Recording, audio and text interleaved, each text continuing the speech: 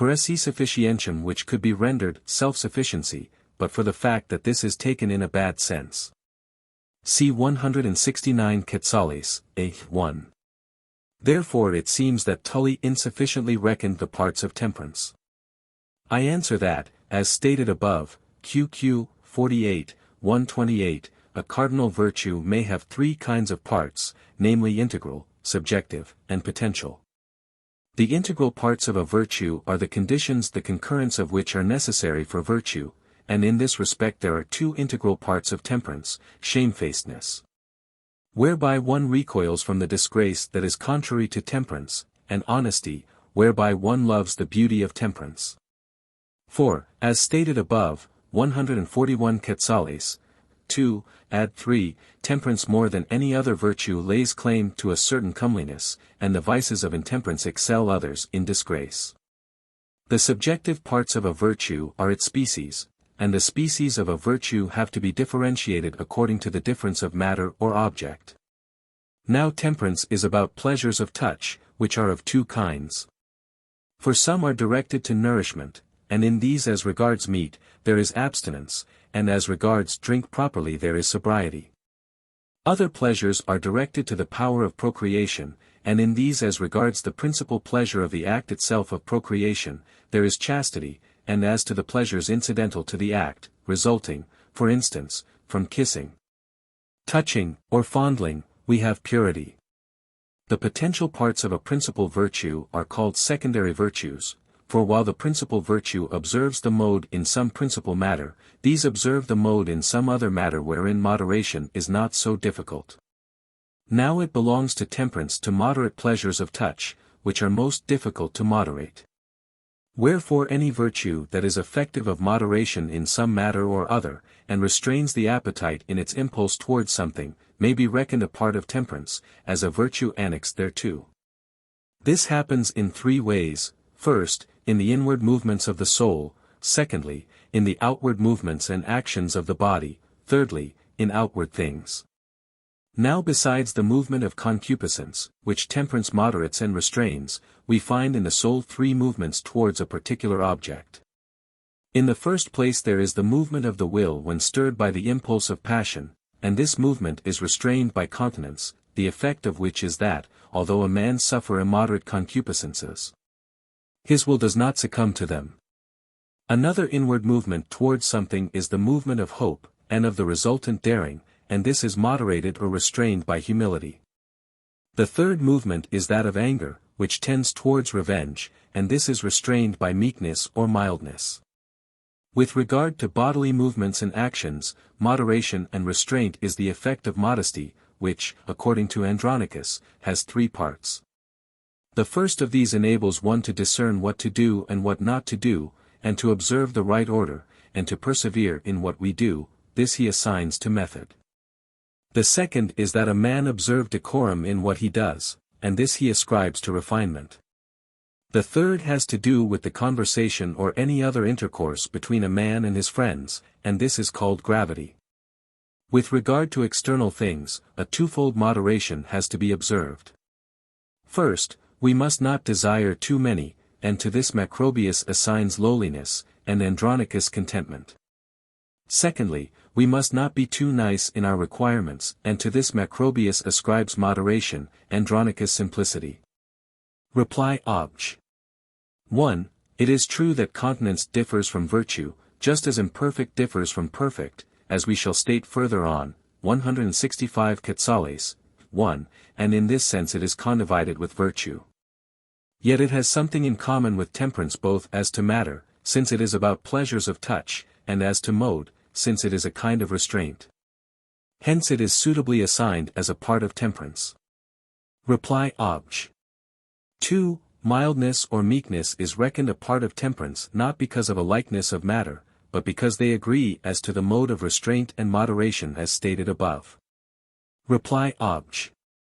3. In the matter of external action justice considers what is due to another. Modesty does not consider this, but only a certain moderation. Hence it is reckoned a part not of justice but of temperance. Reply Obj. 4.